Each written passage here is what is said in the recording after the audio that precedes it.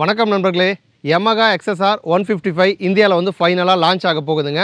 இப்போ நம்ம இந்தியன் மார்க்கெட்டுக்கு ஏற்ற மாதிரி Yamaha என்னென்ன மாதிரி அப்டேட் வந்து கொடுக்குறாங்க, டிசைன் லாங்குவேஜ் எப்படி இருக்க போகுது, எப்போ லான்ச் ஆக போகுது, இன்ஜின் பொறுத்த வரைக்கும் வந்து புது இன்ஜினா, என்ன ப்ரைஸ் ரேஞ்சில் லான்ச் ஆக போகுது, மைலேஜ் எவ்வளோ கொடுக்க போகுது, இந்த மாதிரி கம்ப்ளீட்டாக XSR 155 பற்றி இந்த வீடியோவில் நம்ம வந்து பார்க்க போகிறோம். இப்போ ரீசெண்டாகவே பார்த்தீங்கன்னா ஆட்டோமொபைலில் எக்கச்சக்கமான அப்டேட்டுங்க.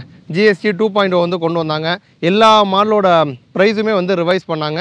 அதேமாதிரி டிவிஎஸ் பார்த்தீங்கன்னா என்டார்க்கில் 150 கொண்டு வந்தாங்க. ஒரு பசங்களுக்கு ஏற்ற மாதிரி நல்ல பர்ஃபார்மன்ஸ் ஓரியன்டான ஒரு ஸ்கூட்டராக என்டார்க் வந்து லான்ச் ஆனது. இன்னொரு புறம் வந்து ஒரு நம்ம சிட்டிகளையும் ஓட்டுற மாதிரி அப்பப்போ டூர் போகிறதுக்கு ஏற்ற மாதிரி ஹீரோவில் Zoom 160 அப்டேட் வந்து கொடுத்தாங்க. KTM வந்து 160ல் நியூ அப்டேட் டியூக்கில் வந்து கொண்டு வந்தாங்க. இந்த மாதிரி கண்டினியூஸாக அப்டேட் வந்துகிட்டே இருக்குது. Yamaha சைட்லேருந்து சைலண்ட்டாகவே இருந்தாங்க. இப்போ அப்டேட் வந்து கொடுத்துட்டாங்க. XSR 155 வரப்போகுது. கூடவே இன்னும் 1-2 ப்ராடக்ட்டும் வந்து சேர்த்து வந்து லான்ச் பண்ண போகிறாங்க. கம்ப்ளீட்டாக நம்ம வந்து பார்த்துருவோம். இப்போ ஒரு சைடு பார்த்தீங்கன்னா நம்ம சேனலில் வந்து நியூ ப்ராடக்ட் லான்ச் ஆனிச்சு அப்படின்னா ரிவ்யூஸ் வந்து கொடுத்துட்ருக்கோம். GST 2.0 இந்த மாதிரி ஜென்ரலான கான்செப்ட்டும் ஆட்டோமொபைல் ரிலேட்டடாக கொடுத்துட்ருக்கோம். நியூ ப்ராடக்ட் வரப்போகுது அப்படின்னா அதை பற்றின அப்டேட்டும் வந்து கொடுத்துட்ருக்கோம். ஸோ ஒரு கண்டென்ட்டும் உங்களுக்கு வந்து உடனுக்குடன் கொடுக்குறோம். உங்களுக்கு யூஸ்ஃபுல்லாக இருக்கிற மாதிரி நாங்கள் வந்து அப்டேட் பண்ணிகிட்ருக்கோம். ஸோ உங்கள் சைட்லேருந்து நீங்கள் வந்து தொடர்ந்து சப்ஸ்கிரைப் பண்ணி சப்போர்ட் பண்ணுங்கள். இன்ஸ்டாலையும் மறக்காமல் எங்களை வந்து ஃபாலோ பண்ணுங்கள். இப்போ நம்ம XSRக்கு போயிடலாம். ஸோ ரொம்ப நாளாகவே இந்த பைக் வந்து இந்தியாவில் வரப்போகுது அப்படிங்கிற மாதிரி சொல்லிட்டு இருந்தாங்க. இப்போ ஃபைனலாக வந்து கன்ஃபார்ம் ஆயிடுச்சு. எப்படி கன்ஃபார்ம் ஆச்சு அப்படின்னா 11ஆம் தேதி நவம்பர் மாதம் இந்த டேட்டை வந்து குறித்து வச்சுக்கோங்க அப்படிங்கிற மாதிரி Yamaha சைட்லேன்னு சொல்லியிருக்காங்க. இப்போ 11ஆம் தேதி அப்படின்னா XSR தான் வரணுமா? ஏன் XSR பற்றி நம்ம பேசுகிறோம் அப்படின்னா ஃபஸ்ட் டைமாக நம்ம இந்தியாவில் பார்த்தீங்கன்னா XSR 155 டெஸ்ட் பண்ணியிருக்காங்க. இதுக்கு முன்னாடி வந்து இந்தியன் ரோட்ஸில் இந்த பைக்கை வந்து டெஸ்ட் பண்ணதே கிடையாது. ஃபஸ்ட் டைமாக Yamaha வந்து டெஸ்ட் பண்ணியிருக்காங்க. அந்த டெஸ்ட் பண்ண அந்த ஃபுட்டேஜஸ் பார்க்குறப்ப நமக்கு வந்து சில விஷயங்கள் தெரியுதுங்க. ஒன்று வந்து ஒரு காஸ்ட் எஃபெக்டிவாக தான் XSR வந்து வரப்போகுதுங்கிறது டீட்டெயிலாக தெரியுது. ஏன் அப்படின்னா இந்த பைக்கை பொறுத்த வரைக்கும் வந்து எதுவுமே புதுசு கிடையாது. நமக்கு இன்ஜின் வந்து அப்படியே MT R15ல் இருக்க அதே இன்ஜின், அதே 155cc லிக்விட் கூல்டு இன்ஜின் தான் கொடுக்க போகிறாங்க. என்ன பண்ணுவாங்க அப்படின்னா பவர் டியூனிங்கில் நமக்கு வந்து சேஞ்சஸ் வந்து இருக்கும். நம்ம R15க்கு ஈக்குவலான பவரையோ MTக்கு ஈக்குவலான ஒரு பவரையோ வந்து XSRல எக்ஸ்பெக்ட் பண்ண முடியாது. பவர் கொஞ்சம் வந்து நமக்கு கம்மியாகலாம். சேம் டைம் வந்து டார்க் வந்து இன்னும் கொஞ்சம் இம்ப்ரூவ் பண்ணலாம். பட் 6 ஸ்பீட் கியர் பாக்ஸ் தான் வந்து கொடுக்குறாங்க. அப்போ இன்ஜின் வந்து ஆல்ரெடி இந்தியாவில் இருக்க ஒரு இன்ஜின் தான். இப்போ இந்த டெஸ்ட் பண்ண ஃபுட்டேஜஸ் அந்த ஃபோட்டோ பார்க்குறப்ப நமக்கு வீல்ஸ் வந்து FZலேருந்து அப்படியே எடுத்திருக்காங்க. ஸோ இது வந்து நார்மலாக இப்போ பிளாக்ல இருக்குது. மேபி ப்ரொடக்ஷன் மாடலில் நமக்கு வந்து கலர்டு அலாய் வீல் வந்து வரலாம். அப்போ FZலேருந்து நமக்கு வீல் வருது, R15லேருந்து இன்ஜின் வந்து வருது. டிசைன் லாங்குவேஜ் மட்டும் நமக்கு வந்து சேஞ்ச் ஆக போகுது. ஒரு ரவுண்டு ஹெட்லாம்ப், அந்த ஒரு ரெட்ரோ லுக்கை வந்து கொண்டு வர போகிறாங்க Yamaha. அதேமாதிரி வந்து கண்ணீர் துளி டியர் ட்ராப் வடிவத்தில் ஃபியூவல் டேங்க் வந்து வரப்போகுது. ஃப்ளாட்டான சீட் வந்து இருக்க போகுது. அந்த சீட்டுக்கு பேக் சைடில் சின்னதாக குட்டியாக ரவுண்ட் ஷேப்பில் நமக்கு வந்து டெயில் லைட் வந்து வரப்போகுது. சீட்டிங் வந்து நமக்கு நல்ல கம்ஃபர்டபுளாக இருக்கும். இந்தியாவில் பார்த்தோம் அப்படின்னா FZX ஆல்ரெடியே வந்து இருக்குது. பட் வந்து அது வந்து நார்மல் FZ மூவ் ஆகிற அளவுக்கு FZX வந்து அந்தளவுக்கு அவங்களுக்கு வந்து போகலை. FZயில் எக்கச்சக்கமான வெர்ஷன்ஸ் நமக்கு இருக்குது. வெர்ஷன் 3 இருக்குது, வெர்ஷன் 4 இருக்குது, FZS இருக்குது, FZFI இருக்குது, டீலக்ஸ் இருக்குது. இந்த மாதிரி எக்கச்சக்கமான மாடல்ஸ் வந்து வச்சுருக்காங்க.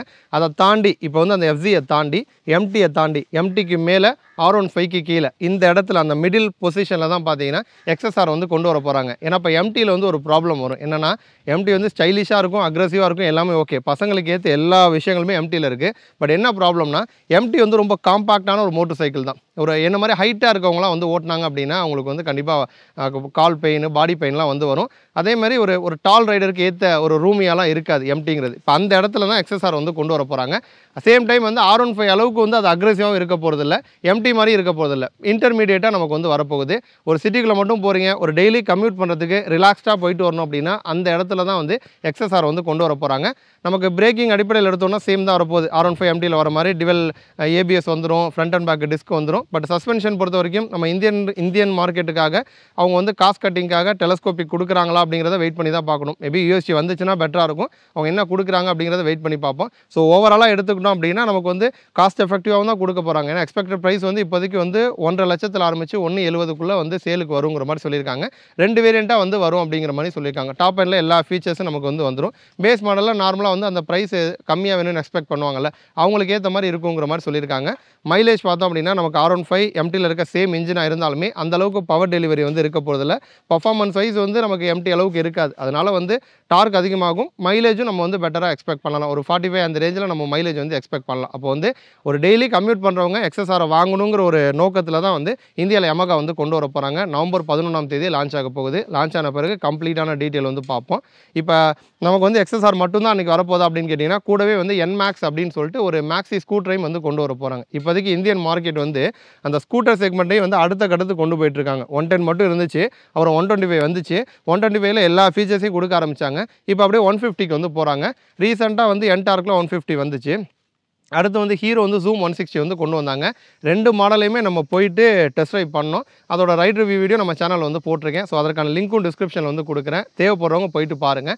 இப்போ இந்த மாதிரி வந்து அந்த 150cc செக்மெண்ட்டும் வந்து ஸ்கூட்டரில் வந்து ஸ்ட்ராங் ஆகிட்டே வரதுனால என்மேக்ஸ் அப்படிங்கிற ஒரு ஸ்கூட்டரை Yamaha வந்து கொண்டு வர போகிறாங்க. இப்போ Yamahaல ஆல்ரெடி வந்து ஏராக்ஸ்னு ஒன்று இருக்குது. இப்போ என்மேக்ஸ் வந்து வரப்போகுது. என்ன டிஃப்ரெண்ட் அப்படின்னு கேட்டிங்கன்னா, ஏராக்ஸை பொறுத்த வரைக்கும் வந்து பயங்கர ஸ்போர்ட்டி, பயங்கர அக்ரெசிவாக வந்து இருக்குது. பட் வந்து வரப்போகிற என்மேக்ஸ் பொறுத்த வரைக்கும் வந்து ஒரு ப்ராக்டிக்கலாக ஒரு கம்ஃபர்டபுளாக நமக்கு இருக்கிற மாதிரி கொண்டு வர போகிறாங்க. இப்போ ஜூம் 160 இருக்குல்ல, அதே மாதிரி தான் நிறைய விஷயங்கள் வந்து என்மேக்ஸ்லையும் இருக்குது.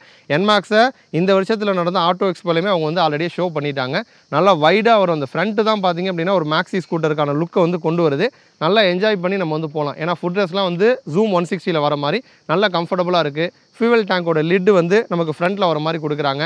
ஸ்டெப் அப் டைப்பில் சீட் வந்து வருது. இன்ஜினும் பார்த்தீங்கன்னா சேம் இன்ஜின் தான். நம்ம R15 MTயில் இருக்க அதே இன்ஜின் வச்சு தான் கொடுக்க போகிறாங்க.